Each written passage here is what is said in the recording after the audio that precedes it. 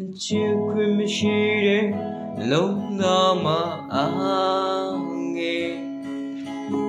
မပြောဖြစ်ခဲ့တဲ့စကားလေးတွေမျိုးသေးရင်နဲ့အသေးလေးကွယ်မှာအရင်ချစ်တော့ပုံနာလေအမြဲတမ်းရင်မှာဆွေးလန်းနေတဲ့ကိုယူမေနေနေညာညာမင်းလေးကိုလွမ်းမေအစားထိုးပြီးလေနောက်တယောက်ကိုမချင်နိုင်နဲ့အားနဲ့ချင်တဲ့ကိုဘဝကိုကြည်ဖြူမလောက်ွယ်ကိုမပြောင်းလဲတဲ့ချစ်တာမင်းနာမလဲ